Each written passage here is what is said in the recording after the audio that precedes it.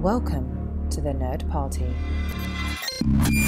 Hello, I'm Charlene Schmidt. I'm Patrick Schmidt. And we just watched Survivors episode 11 of Babylon 5, and it is time, once again, to babble for 5.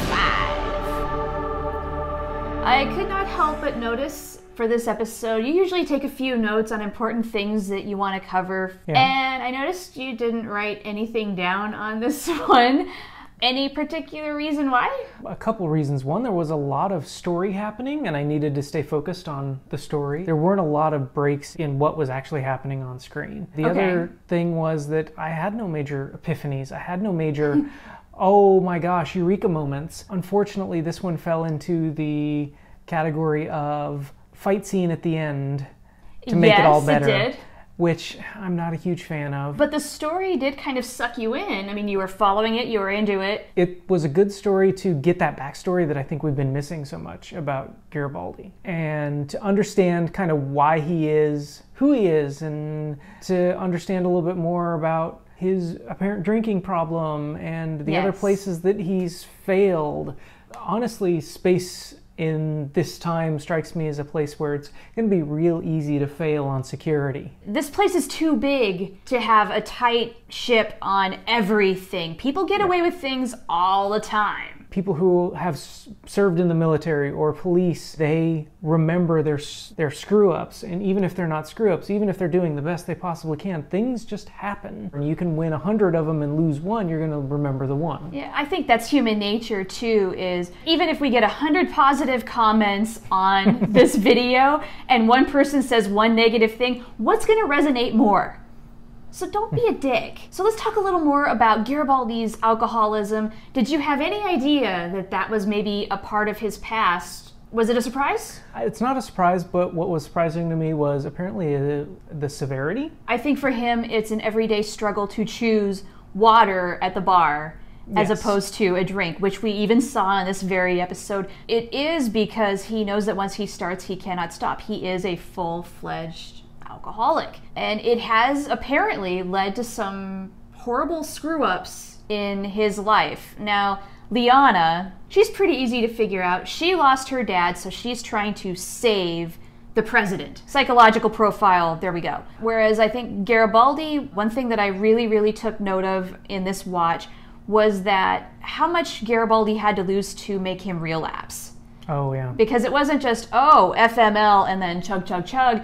No, it's not like he was waiting for something. He's resisted really hardcore for a long time, and it sounds like it took him being framed for sabotage.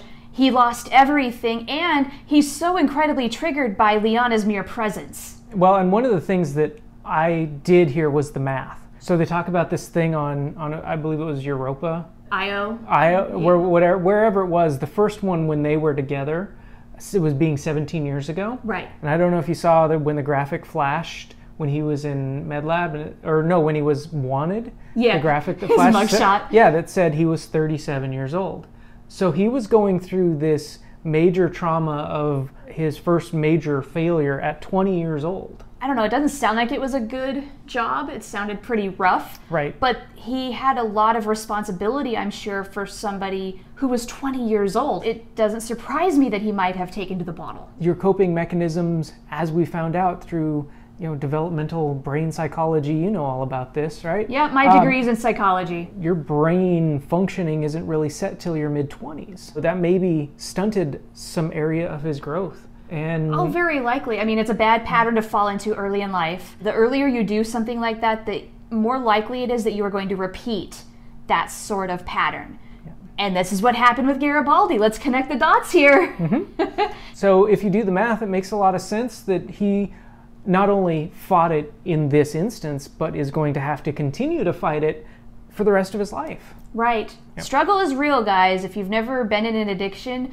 I'm proud of you and I'm glad for that, because it is a and if you have, no explanation necessary, you know. Yeah, any other thoughts? I felt like this was the first time in a long time that we got to see something other than resting face out of Ivanova. She's starting to emote her anger now. She's become a little more verbal about her anger. Yeah, her sarcasm's coming out a lot more. Yeah, and she's much more much more likable now because of that. She's starting to get a personality is the thing. It feels like she's coming around now as a character and not just this one-dimensional. No more of that. Well, I think that does it for Survivors. Thanks for watching, everybody. Of course, leave your thoughts in the comments. No spoilers up to this episode, please. And if you're a newbie, join your fellow newbie! Yay! You have a friend. Let's talk about the show. And if you're an old vet, you are welcome as well. Until next time, everybody, see you later! Bye-bye.